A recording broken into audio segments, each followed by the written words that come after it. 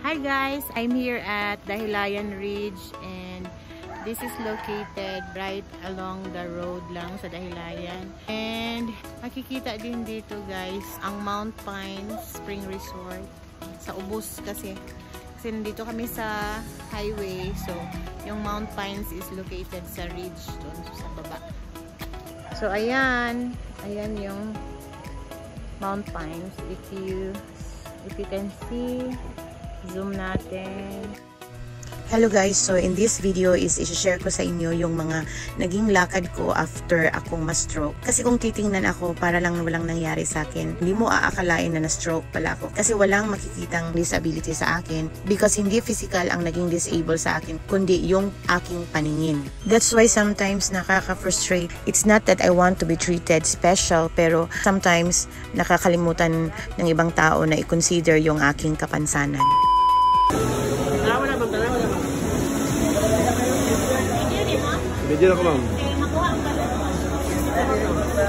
During this time, which is barely 1 month pa from my stroke, nahihirapan pa ako on my left side sa aking mga vision and hindi pa nagpa-function ang mga peripheral view ko dito sa left side ko.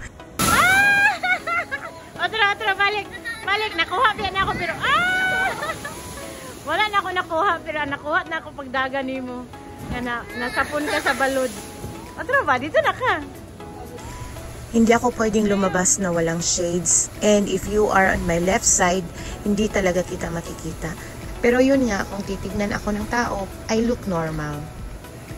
So by the way, this is in Dampa Seafoods Restaurant. It's located in Barangay Gusa, Cagayan de Oro City. Masyadong maalon during this time kasi rainy season that time. Hindi naman ito nangyayari during regular days.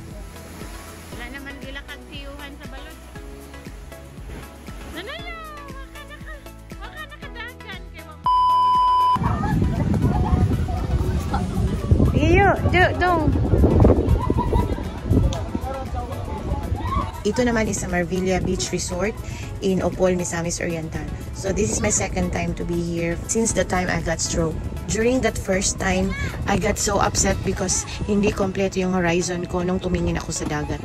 That's why this is the second time na pumunta kami dito para ma-compare ko and I can see if meron talagang improvement ang aking paningin. So far naman, nag-improve naman siya during this time na nakabalik kami.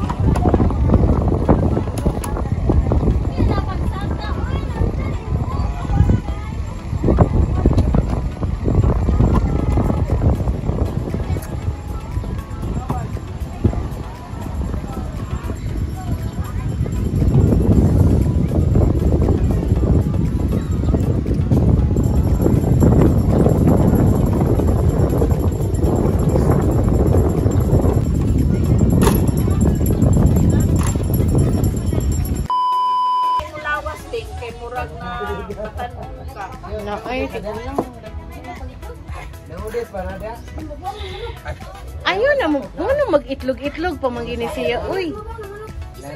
Isda daw, pasog ba? Ha? Isda may pasog ba? Asa man? Naman dayo. Isda pasog ba?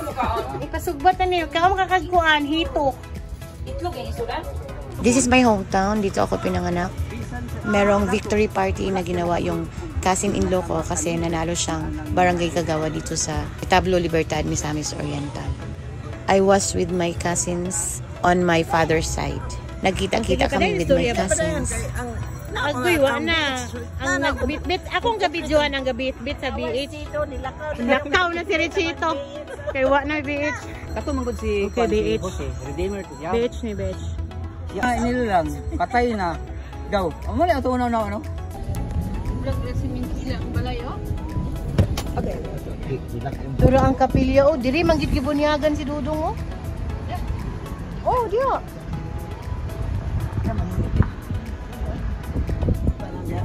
Mga balay oh. Ang Ramona. Nawala jud ko kailan ang Ramona.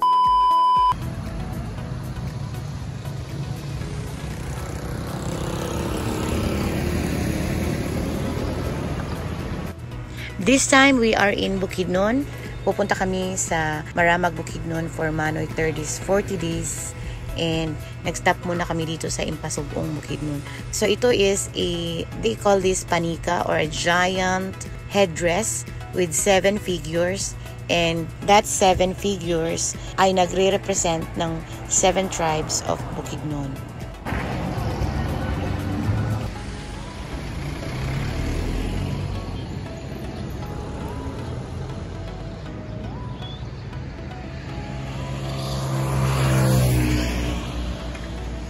Para sa akong vlog. Hi, say hi to my vlog.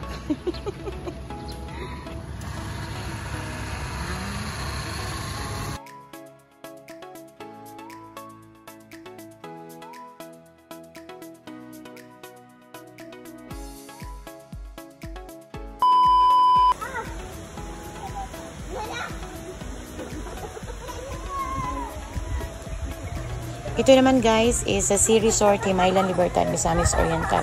So nagpunta kami dito after kaming nag-lunch doon sa bahay ng aking cousin.